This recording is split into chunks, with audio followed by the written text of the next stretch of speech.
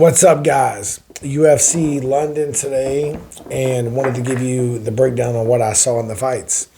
First up, the first fight I'll go over was, I'm just going to go over three fights. Kevin Holland versus Gunnar Nelson.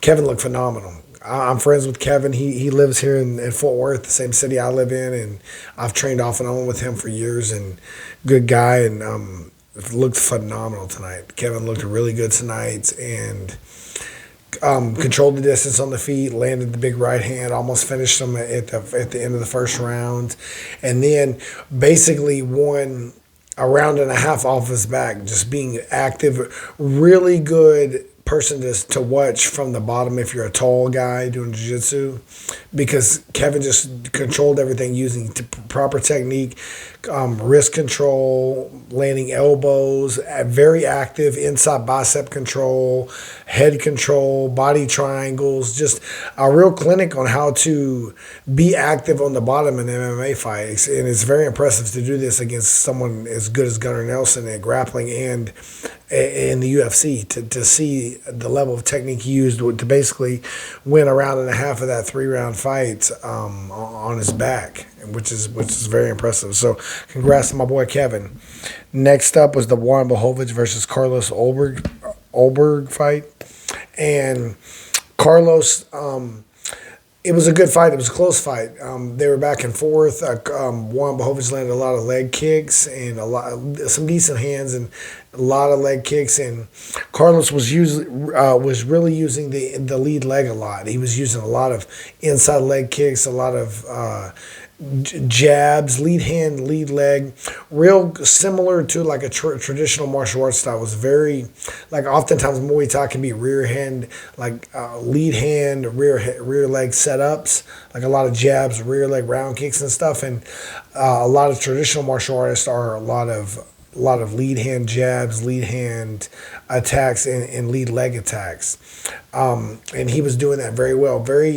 Very agile for a light heavyweight, and a smart game plan. Clearly didn't really have a desire to ever risk taking a risk on getting the finish. Made the fight maybe not as exciting, but definitely smart for him to do so, because Blachowicz is a big power puncher and has knocked a lot of people out, and for him to move on the outside and basically just pick them apart and win a decision, smart game plan for Carlos for sure.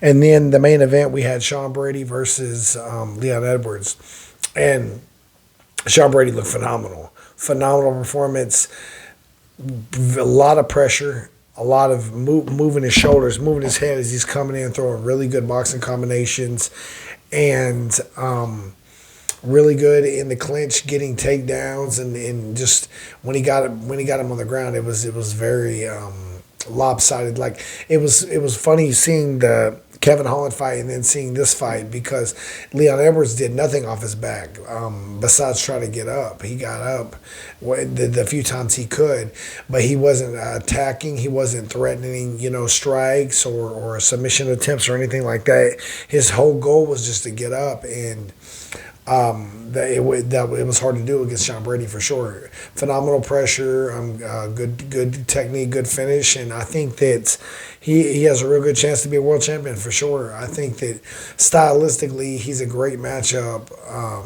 It's a great matchup for him against Bilal. Very good matchup for him, because I think their wrestling will cancel each other out to a degree, and I think that he's a better boxer, and I think he's gonna land some hands. So excited to see that fight. That was my assessment of the card of those three fights.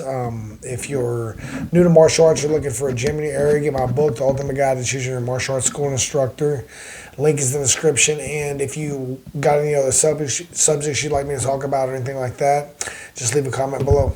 Thank you, guys.